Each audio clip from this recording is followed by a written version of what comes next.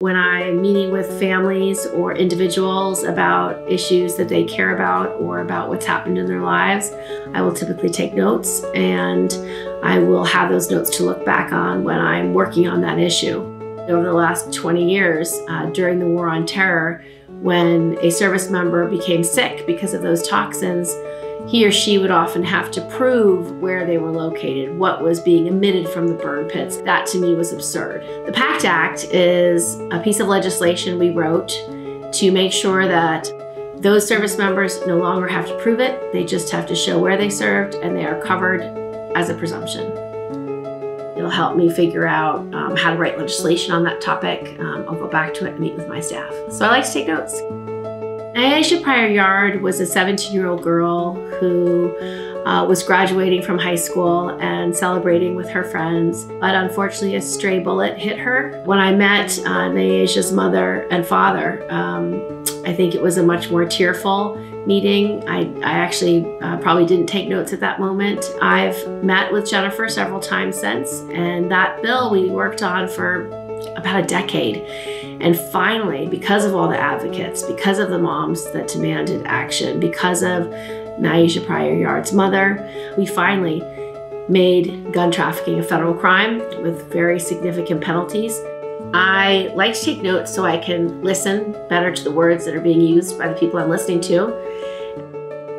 I started to meet with survivors of sexual assault in the military, and their stories were so disturbing. And when they tried to come forward and report what happened, they were disbelieved. Our bill mandated that these cases be reviewed by trained military prosecutors, and that they and they alone get to decide whether a case should go forward to trial.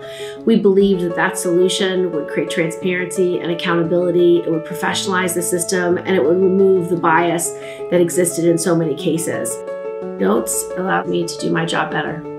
The Speak Out Act is a piece of legislation that I wrote. It was really important to work with advocates like Gretchen Carlson, who endured quite a lot having worked at Fox News and was never allowed to talk about what happened to her there. When you sign an employment contract, you shouldn't have a mandatory non-disclosure agreement if, in fact, you get sexually harassed or sexually assaulted and want to come forward. We banned non-disclosure agreements. You can't sign one just by joining a company, and that is going to restrict your ability to name your harasser or name your assailant so you can sue them in a court of law.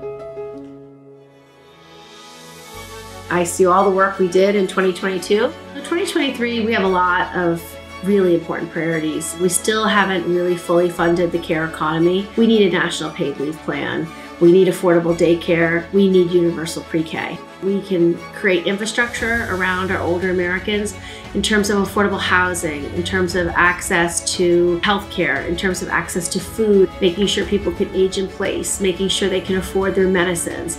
I'm also trying to build and stand up a cyber academy where any kid in America get free college in exchange for 5 years of public service in cyber defense. I also sit on the Agriculture Committee. We write a farm bill every 5 years, and we need more food security. So making sure we have more resources for our kids so that they have the school lunch and school breakfast programs and summer feeding programs too. I'm looking through my notebooks and looking through a lot of the meetings that we took in 2022. I'm eager to start a new notebook in 2023 and meet with more constituents across the state.